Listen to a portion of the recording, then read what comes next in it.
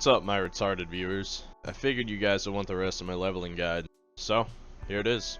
Before we get into it, I just want you guys to know that all of my guides are opinion based. There might be better options out there, this is all just from my personal experience. So, to start things off with a couple of important things for leveling higher than 50. First off is attack and cast speed and crit rate. So depending on what kind of class you have, determines whether or not you should be building attack speed or cast speed, and then there's crit rate, which every class should aim for.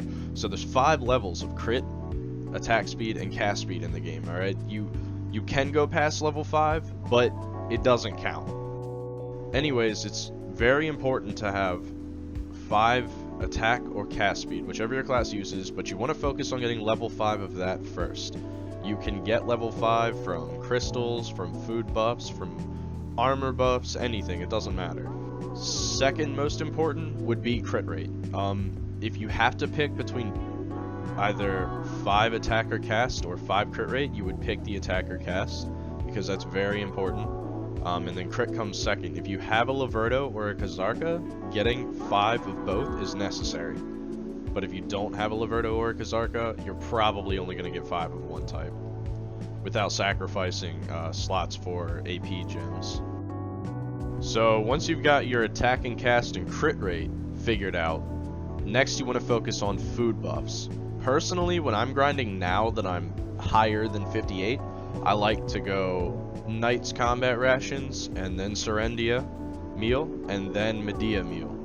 But if you really want to go for that XP and give up a little bit of damage, you would go Knight's Combat Rations, then Serendia Meal, then Smooth Milk Tea. It's important to cycle through these foods every 30 minutes to keep the buff going. It'll assist you with farming, it'll make you farm faster and way more efficiently. And on top of that, you want to focus on having EXP elixirs and elixirs of Furies running as well. All these consumables can be purchased from the marketplace for a very cheap price, so make sure to stock up on tons of them. So if you're a fresh level 50, I recommend going to mains if you are lacking the AP to go straight to Helms. We're talking anywhere under 100 AP. Just head to mains. It's also a pretty good way to start making money at a lower level. Now, the mob density and the pack density of this place is pretty good, so there is no real rotation, just, you know, stick to a flow that works for you. Personally, I like running around the mountainside. I'll try and loop it where I can, but it's more like a figure 8 when I do it, but it works. Now, if you're a little on the lower DP side, there is an elite mob. It's not always up when you go, because other players kill them. They have a higher drop rate on some special stuff. Just try and stay away from it. It's not fast. It's pretty simple to dodge. So, like I said, if you're on the lower DP side, just stay away from it. Once you hit about level 52, go ahead and head for Helms Post. Helms is a great place to farm for money. It's better money than mains. You'll start getting some serious pieces of armor and gear from there. The Helms at Helms Post also drop pieces of the Asula set, specifically the rings and earrings part. The earrings will give you 25 health per earring with 7 AP, and the rings will give you 7 AP and 2 DP. They're very good accessories, and they're actually better than Pry Witches and Pry Marks of Shadow, which is medium tier accessories before the Asula set. The only downside is they don't have as much accuracy.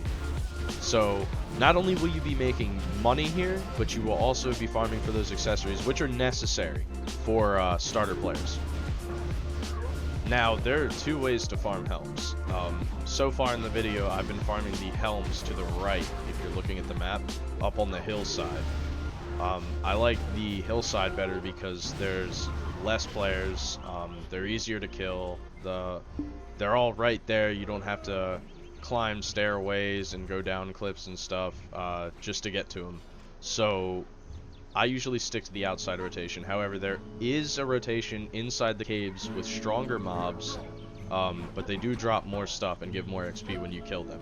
But it's pretty annoying to traverse a cave. Once you hit level 54, you can choose whether or not you want to go to Sausans or stay at Helms. If you're struggling to kill Helms, you should stay there till 56, but if you can kill them fast and efficiently, move on to Sausans, you'll get more XP. Now, the thing about Sausans is there are two rotations, or two major rotations that you can follow. The first one is main rotation, the second one is side rotation. Main rotation is as follows. My cursor represents you, the player. The second rotation is called side rotation.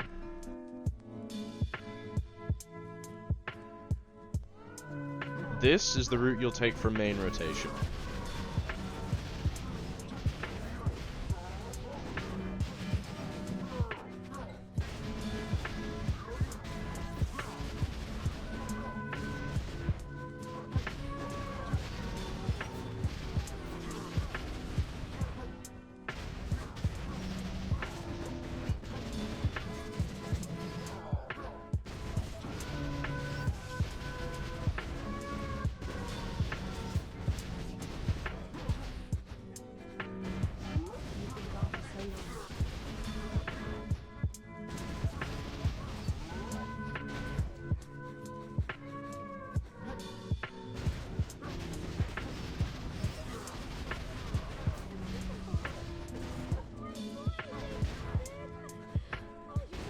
This is the route you take for side rotation.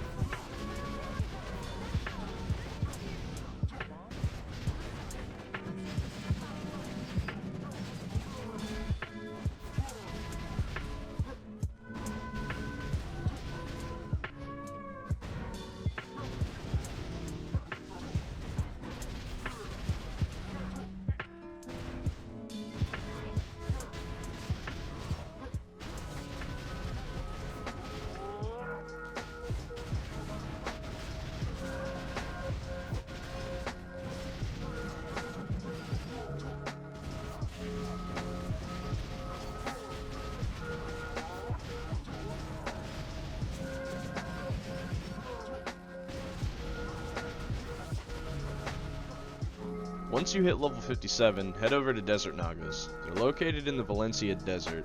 The annoying thing about the desert is that you'll receive debuffs based on what time of day it is. At night you'll get hypothermia, and during the day you'll get sunstroke. You can combat sunstroke with purified water, or hyperthermia with star anise tea. You can either farm the hillside immediately in front of the Sandgrain Bazaar, or you can go further back to the temple, where it is about the same density of mobs and packs, just harder to get a solid rotation.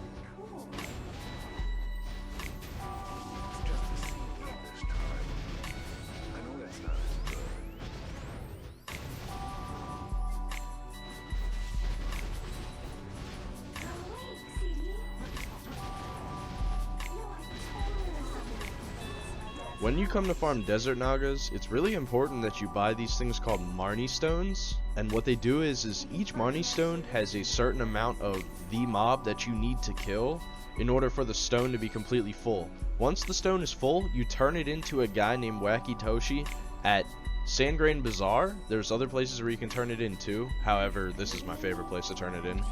You also purchase the stones from the same person in Sandgrain Bazaar. The best strategy is to buy a ton of them, like as much as you can, but you don't want to fill your inventory. You want to leave like maybe 10 spots open for the stuff that Nagas drop. Turning in these Marni stones gives you experience per stone, and if you have a ton of them full and you turn in a ton of them, instead of you getting 100% of the experience for killing all the Nagas you killed, you get like another, I don't know, rough estimate, 20% more XP. for all the stones you turn in after you're done farming, each time.